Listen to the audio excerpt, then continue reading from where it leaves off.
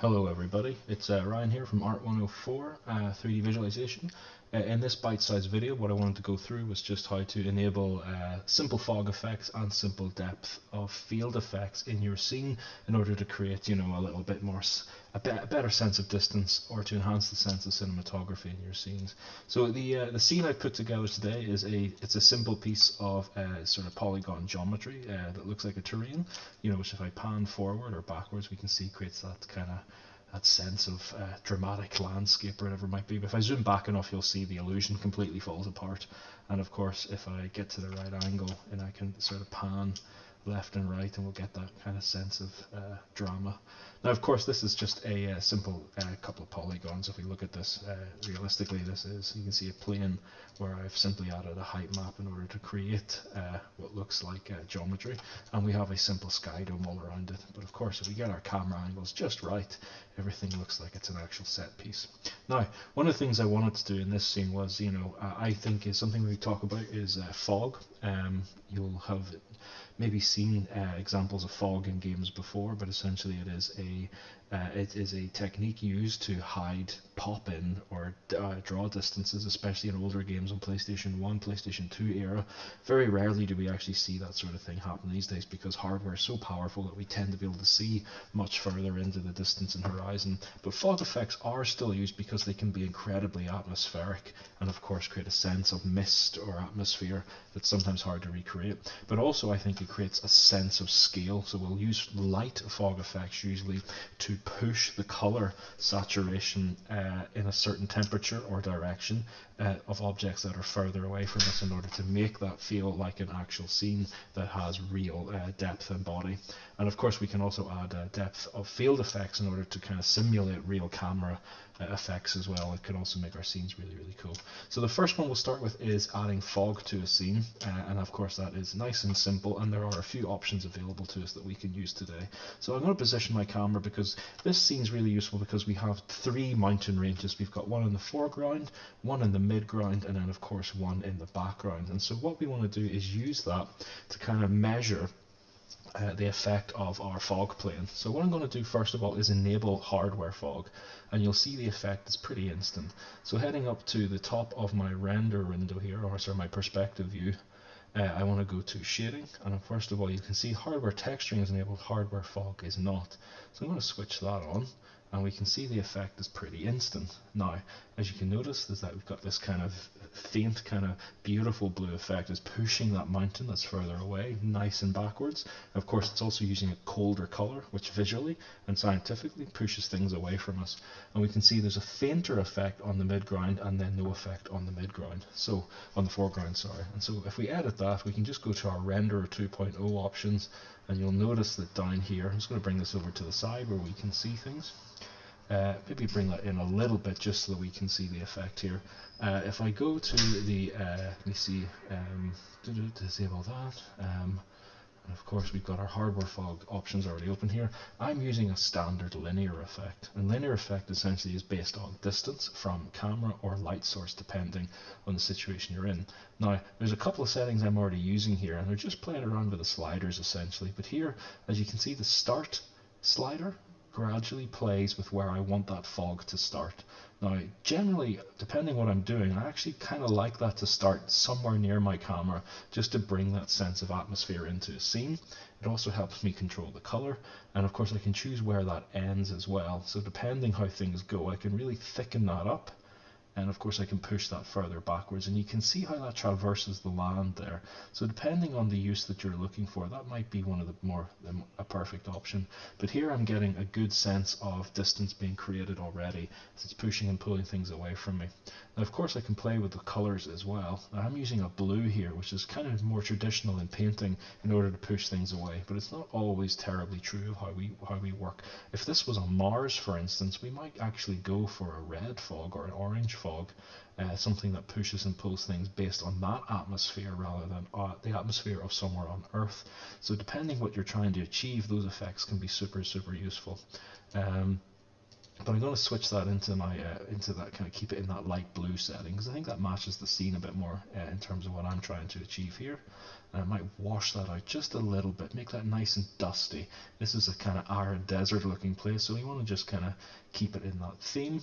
And of course the alpha lets us really play with the strength or transparency of that. And look how again I can really fog this scene up completely.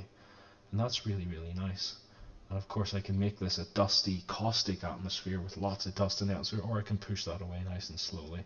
So again, that's a really powerful tool to play with. I'm going to take that back to the blue range, because I want to keep things nice and obvious for people to see today, so we can see those effects pretty powerfully. And of course, settle with something like that. Now, in the meantime, I'm going to disable my hardware fog and move on to depth of field effects, which are of course attached to our camera. But before I do that, I'll close this window and we'll just pan forward and backwards here just to see the effect of that. You can see that the fog effect on linear follows us as well, and that's really quite cool. Now, just worth mentioning actually while I'm here is that there are other fog effects available.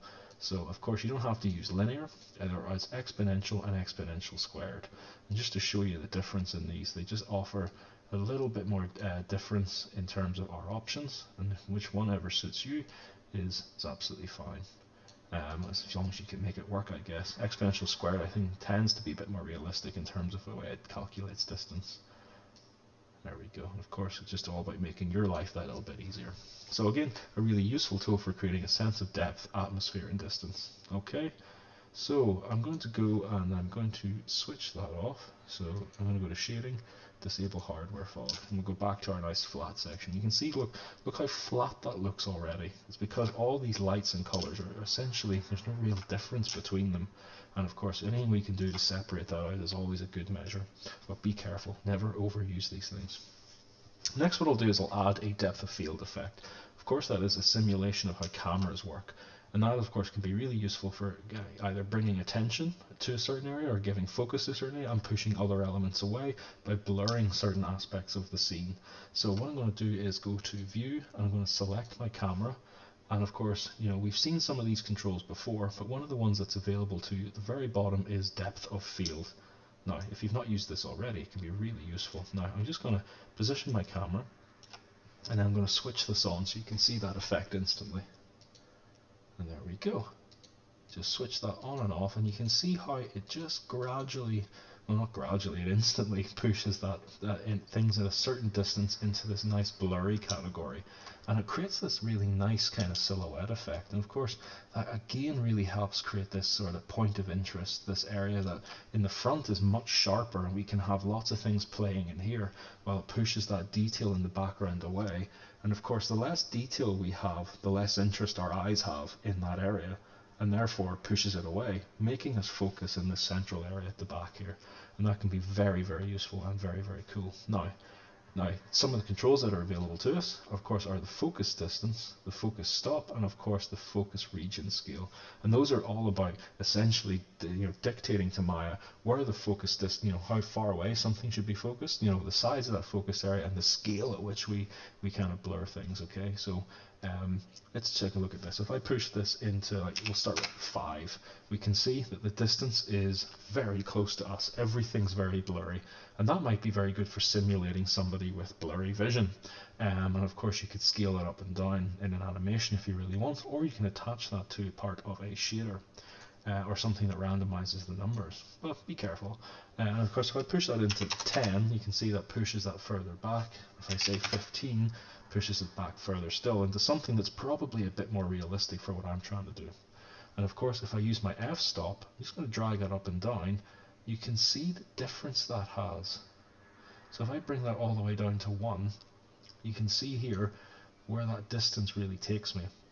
These simple polygon stretches in the center. Now of course that's a very thin bar of focus, so I obviously want to loosen that up a little bit. And there we go, create something that's a little bit more natural. And of course the region scale is the other sort of tool that you have to play with as well.